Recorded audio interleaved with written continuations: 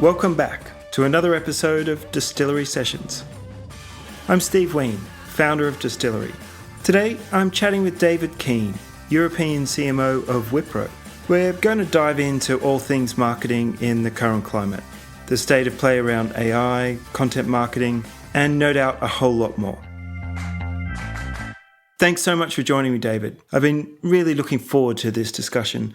Can we kick off with an introduction to Wipro for those who maybe aren't familiar with what you guys do?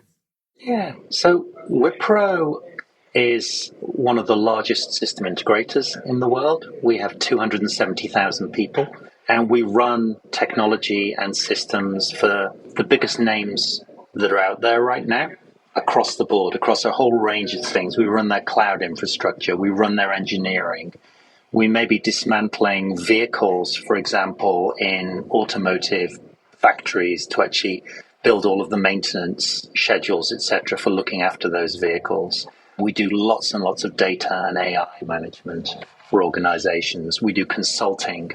So there's this huge range of activities that we do across the world, and we do it with teams based in India, based near shore in whichever region we're in. So we have big teams here in Europe who are in Poland and in Bucharest, and then onshore with those customers directly. So we might be working with the biggest names that you know out there, and we've got people in their office in Europe and in India running very large parts of their systems infrastructure, their projects, scaling them up, scaling them down, bringing technology in, and delivering really outcomes for those businesses. So you're working across cloud, security, digital transformation, data analytics, and more. Can you tell us a little bit more about your role? Wipro's business is broken down into 4 market units. We have 2 in the Americas.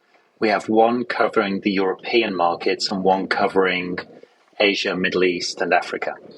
So I lead marketing here across Europe, and I'm responsible for demand, brand, PR, events, the whole scope there, and working across the global teams to make sure that we do all the things that we need to do. So there's a whole range of activities we do there, but it's full funnel marketing and brand for Europe. Okay, so can you break it down for me? What does that actually look like? Yeah, so we've got a single set of brand values and a single set of kind of go-to-market strategies.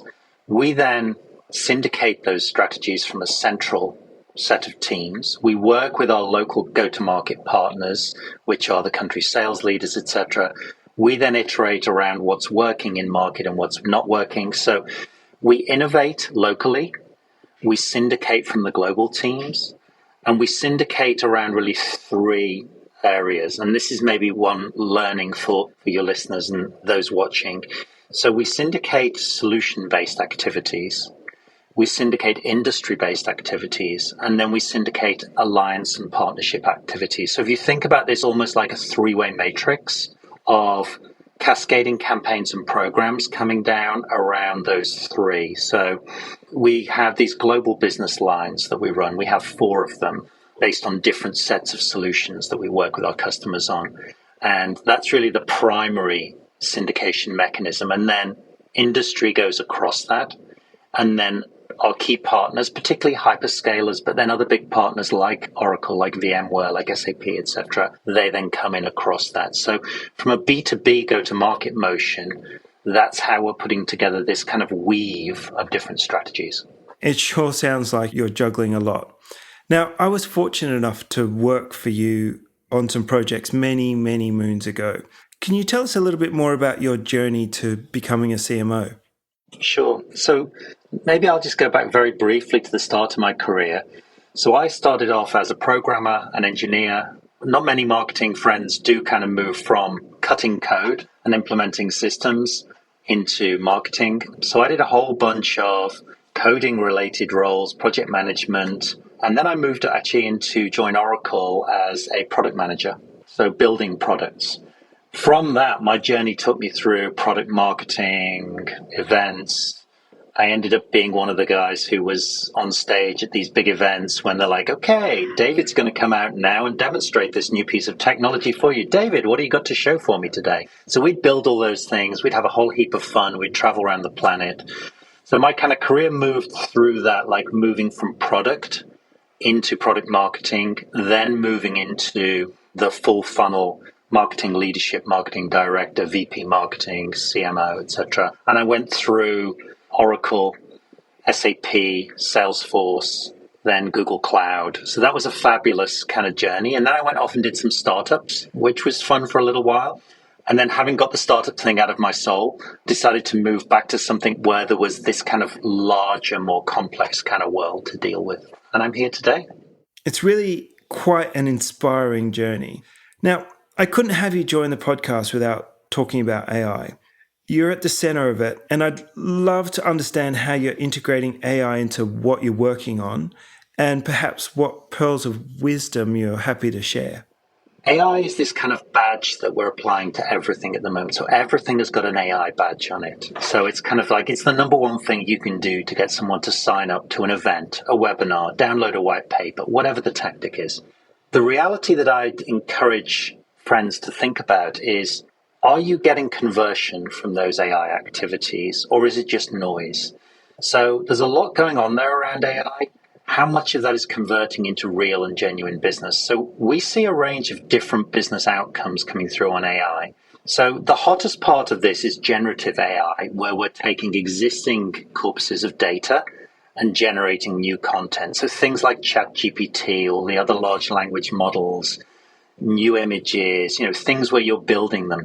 There's less of those coming through as direct business activities than there are things like natural language processing, speech to text, predictive analytics, mining big data sources that people have. So I'd really encourage marketeers to think about AI and data as being one very large pool. So inside of Wipro, we call it AI 360.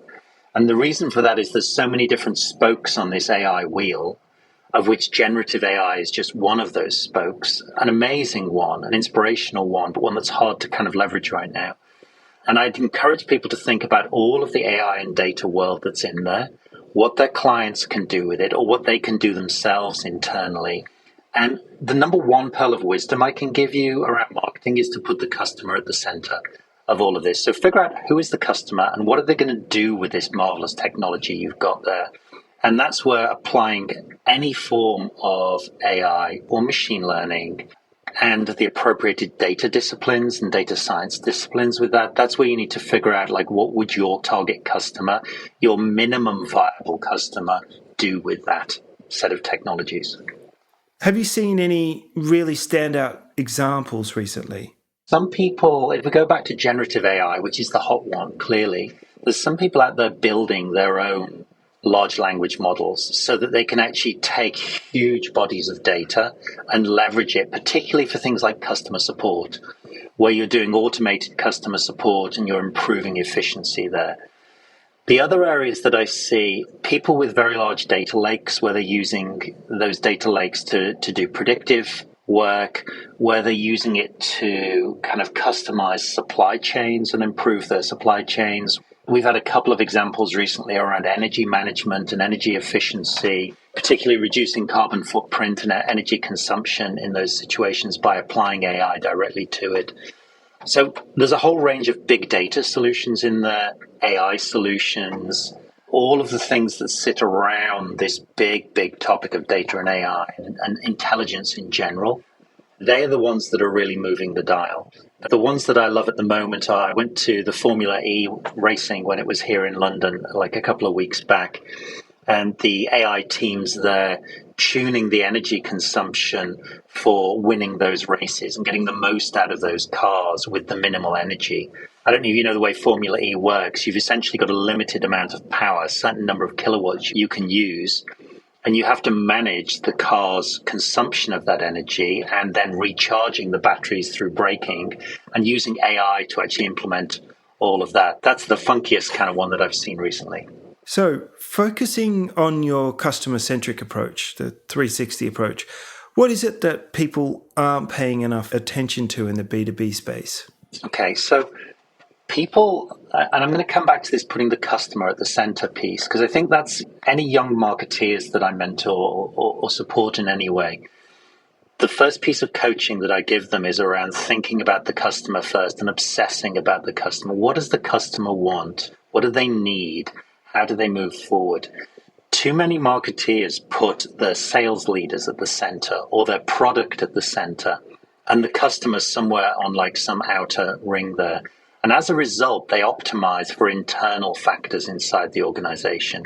As a marketing leader, you need to orientate yourself around the consumption path that's going on there and really understand your data all the way from the first click on your website, right the way through qualification, into it turning into sales accepted lead, sales qualified lead, an opportunity, winning the opportunity, the lifetime value of that and the churn of that. So looking at that data with a lens of how is the customer responding. So you've got all of that analytical data that's coming in there, and then you've got the qualitative stuff that you can get by talking to customers. So number one, put your customer at the center. Number two, manage your stakeholders so they don't push themselves into the center. And number three, get qualitative insights on your customers by talking to them. Understand them, listen to them, hear what they're saying, hear how they're using your product. And then you can really tune your go-to-market motion and really get amazing insights as a marketeer. David, I wanted to dive a little deeper into something you mentioned as we were prepping for this discussion. You sit on an AI council within Wipro. Is there a specific approach you're taking to AI on that council? Some of this comes back to kind of breaking down barriers and breaking down silos. So often marketing can be the recipient of things that are delivered to marketing, and marketing is then asked to actually take them to market. And marketing wasn't involved in the piece. Here at Wipro, we build connections across the different groups that we've got. The product teams, the go-to-market teams, the people implementing this and doing delivery for our customers. So we get this kind of full 360 view. So the councils that we have internally around AI allow us to sit down together as leaders, understand what's really landing with customers, what's landing in the marketplace from a thought leadership perspective that's a longer term burn, and what's happening around the services we offer, the products that we're working on, the alliance teams that we're engaging with, how Google are doing it, how Microsoft are doing it, how Amazon are doing it, all of those things. So these councils that we have internally really are cross-functional scrums almost, I guess, if we go back to an agile set of terminology, where we sit down, we agree the sprints that we're going to run and how we're going to take things to market. And it kind of moves us on a marketing scale here more across to an agile way of doing marketing instead of the kind of, slightly more traditional, longer term waterfall approach that many organizations still have for marketing. And that's how we pull it all together. Does that make sense? Indeed. At Distillery is a business that provides marketing services. So often we see siloed functions within our clients. It's just an agile marketing methodology. And again, I'd really encourage people to think about how you become more agile and think about agile principles as if you are building software. And maybe it's my software background that gives me that kind of mindset. I'm really comfortable with saying, here's a project. We've got 2 sprints that we're running right now on this. And then we can have a backlog that we're running. And then we bring in a subsequent sprint when one of these is closed down and we've kind of done our retro on that. So think of marketing like software development. Get that minimum viable product out. Do some testing, get some data, get some feedback from stakeholders and from customers. Don't boil the ocean with the things that you're doing. Just make it simple and connect with as many people as you possibly can. So that agile approach to marketing is really, really valuable. So I wanted to turn the conversation to generative AI. We're a business that is obsessed with measurement, but companies are just churning out so much rubbish content. There's just so much noise. How do you feel about the state of content marketing right now? So look, content marketing is kind of eating the world. There's content everywhere. People are generating content like crazy. They're not measuring it effectively around what's really being consumed. There's a lot of vanity metrics on top of content. So it's kind of like, hey, 200 people watched the first 10 seconds of this particular video, and that's a success somehow. It's not a success. So I would encourage people, instead of doing more and delivering more content. I'd encourage them to do less content, but make it better. Find those amazing pieces that really move the dial for you and that really engage and get a lot of reach for you. Don't produce low quality materials. There's a lot of discussion at the moment about using generative AI to produce marketing collateral, messaging, go-to-market materials, etc. Sure, use it to create your skeleton, your draft, your first cut, but then turn it into something amazing. Use your energy, your time, your inspiration to produce something that really, really lands. Don't just send out large quantities of low-quality stuff. It's not going to move the dial for you. It really still feels like everyone's shouting. Like, how many emails do you get in a day? These long-form written emails or like outreaches on LinkedIn, I'm not going to respond to those things. You know, they're polite, they're okay, but actually I've not got the time to read all of your stuff or watch your videos. This idea of doing video marketing to me, like with a personally recorded video of you saying, hey, David, you know, we've got this great website building team here that can really help you. And I'm not going to watch that. You've got to research me. You've got to understand me. You've got to find something that's going to move the dial instead of just spamming 5,000 people with content and then being happy when one person responds. That's not going to produce the results you need. So just looking ahead, obviously the last 18 months or so has been quite rocky, especially in tech. Where do you think marketeers will be investing in the short and medium term? So I'd split it between B2C and B2B here. So B2C is going to be new approaches, probably based on generative AI and other AI technologies that can do amazing things for people with their phones, things that will be really transformative for us around automation, personal assistance, all of those kind of fantastic things. They're probably going to be driven by the hyperscalers. You know, it's going to be Microsoft and Google that are going to be leading those initiatives, and they're going to be putting a lot of energy into them. You can already see it in things like Google Docs, with it saying, hey, you know, how can I help you write this thing? If we look at B2B in the tech space, then we've pivoted really hard onto AI. I think AI becomes a feature of the other things we're already doing. So if you're selling CRM, AI is then a feature of CRM. You're not selling AI at that point.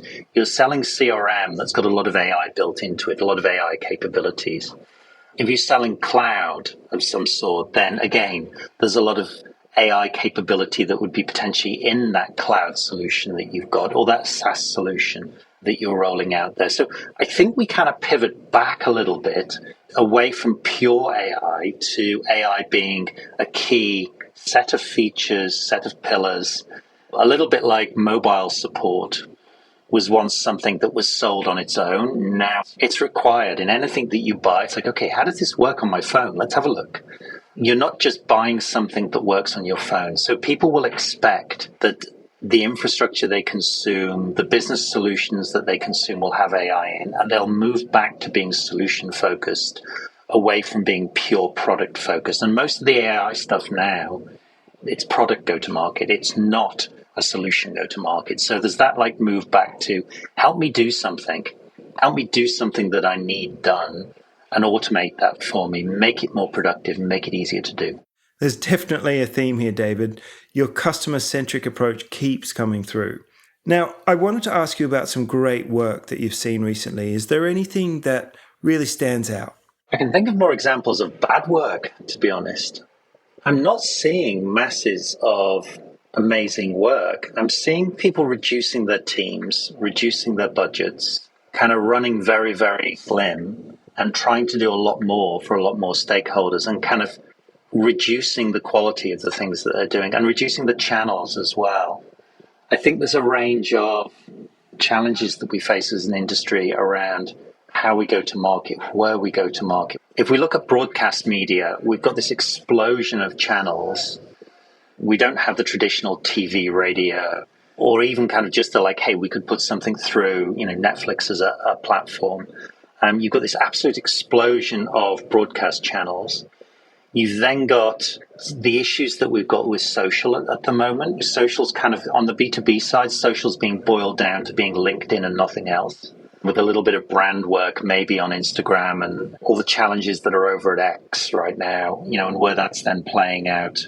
People kind of pushing out the drumbeat of emails that you get that then drives unsubscribes for people. One of my bugbears is, why aren't these organizations measuring the engagement rate that they're getting on their emails and how low that engagement is? So I don't necessarily have something that I've seen that I really, really love, to be completely honest. I guess the only one that I would raise, this may be contentious, but I'll raise it for you anyway. The World Wildlife Fund had a fabulous piece recently which showed the evolution of the Twitter bird, going from this early little kind of sketch of a bird through the Twitter evolution, then to an X. And it says something along the lines of, don't let this happen to other animals. I love that creative. It was something that people spoke about. So as marketeers, how do we find those things that really, really land? And how do we do that great kind of creative work? So timely, creative, and landing a great message. The other one that I really liked was Google did a bunch of stuff around the Women's World Cup and their sponsorship of the UK team. There was a bunch of stuff there that Google have been working with that team for a long time. So credit due to the team at Google Cloud around supporting and Google in general around supporting the women's football. And clearly we didn't win, but we got to the final, which is amazing. So I liked some of the stuff that they did there as well. So speaking of great work and delivering campaigns that are measurable and impactful, I wanted to ask you about B2B versus B2C.